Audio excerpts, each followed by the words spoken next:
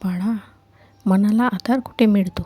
हा प्रश्न प्रत्येकाच्या आयुष्यात कधी ना कधी उभा राहतो. बाहेरून आपण कितीही मजबूत दिसलो तरी आतून मन कधी ना कधी थकून जातं, हरवतं, रडतं. त्यावेळी आपण शोधत असतो, कोणीतरी मला समजून घ्यावं, कोणीतरी मला साथ द्यावी, कोणीतरी म्हणावं, मी आहे ना तुझ्यासोबत. पण बाळा, खरा आधार नेमका कुठे आहे? स्वामी म्हणतात, जिथे अपेक्षा कमी आणि विश्वास जास्त, तिथे मनाला खरा आधार मिळतो. आपण अनेकदा माणसांकडून आधार शोधतो, नात्यांमध्ये, मित्रांमध्ये, कुटुंबामध्ये. आणि हे चुकीचे नाही. माणूस हा माणसासाठीच असतो. पण बाळा, प्रत्येक माणूस आपल्या परीने जगत असतो. त्यालाही त्याच्या चिंता असतात, त्याची मर्यादा असते. म्हणूनच सगळ्यांकडून कायमचा आधार मिळेल अशी अपेक्षा ठेवली तर मन पुन्हा पुन्हा दुखावतं. मनाचा पहिला आधार म्हणजे स्वतःच समजून घेणं. जेव्हा तू स्वतःशी प्रामाणिकपणे बोलतेस, स्वतःच्या भावना नाकारत नाहीस, स्वतःला दोष देत नाहीस, तेव्हा मनाला पहिली शांतता मिळते. मला वाईट वाटते हे मान्य करणं म्हणजे कमजोरी नाही, ती प्रामाणिकपणा आहे. बाळा, दुसरा आधार म्हणजे स्वीकृती आहे.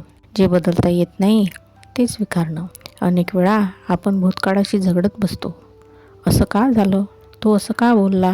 माझ्याच बाबतीत असं का होतं? या प्रश्नांनी मन थकून जातं. पण जेव्हा तू म्हणतेस, हो हे घडलं, पण आता पुढे काय, तेव्हा मात्र मन हलकं होतं. स्वामी म्हणतात, जे घडलं ते माझ्या इच्छेने, जे होईल तेही माझ्याच इच्छेने. हा विचार मनाला फार मोठा आधार देतो. बाळा, तिसरा आणि सर्वात महत्त्वाचा मोठा आधार म्हणजे श्रद्धा. जेव्हा सगळे दरवाजे बंद वाटतात, जेव्हा कोणी ऐकत नाही असं वाटतं, तेव्हा डोळे मिटून स्वामींचं नाव घे. श्री स्वामी समर्थ या नावात किती ताकद आहे हे अनुभवून बघ.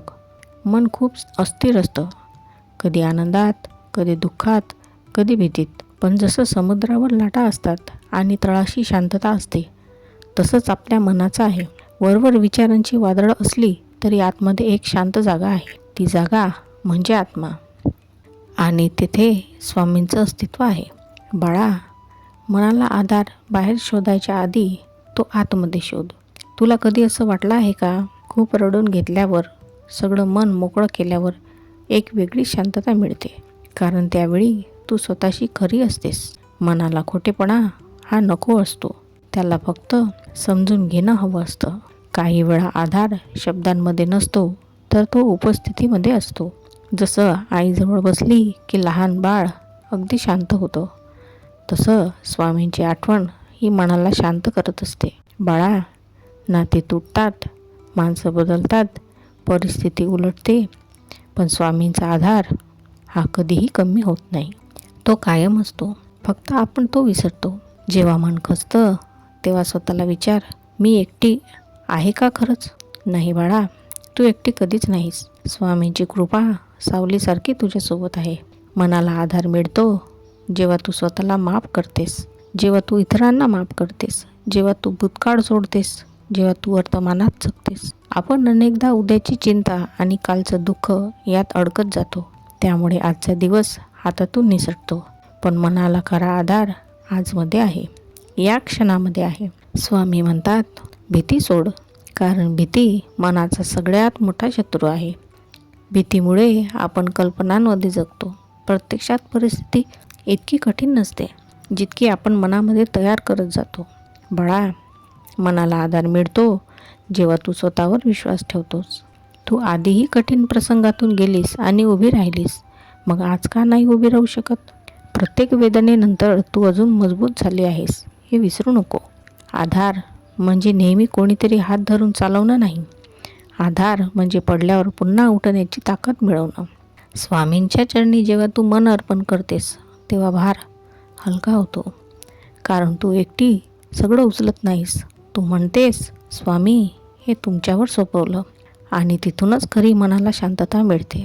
बाळा, मनाला आधार पैशात नाही, मोठेपणात नाही, इतरांच्या कौतुकात नाही, तो मिळतो समाधानात. जे आहे त्याबद्दल कृतज्ञ राहा. रोज 3 गोष्टी लिही ज्याबद्दल तू आभारी आहेस. हळूहळू मन सकारात्मकतेकडे वळेल. मनाचा खरा आधार म्हणजे श्रद्धा, स्वीकृती, स्वप्रेम आणि स्वामींचं नाव.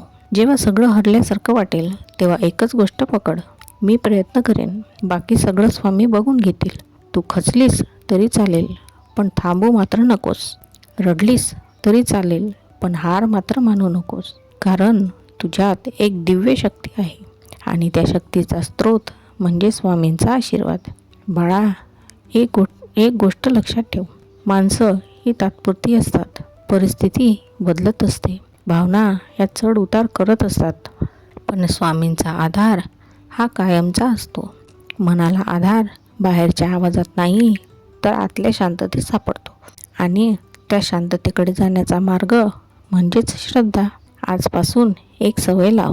दररोज काही मिनिट शांत बस. स्वामींचं नाव घे. मनात जे आहे ते त्यांना सांग. आणि शेवटी फक्त इतकं म्हण, स्वामी मला धैर्य द्या. विश्वास ठेव बाळा. जिथे श्रद्धा आहे तिथेच आधार आहे. जिथे स्वामी आहेत तिथे एकटेपणा अजिबात नाही. श्री स्वामी समर्थ.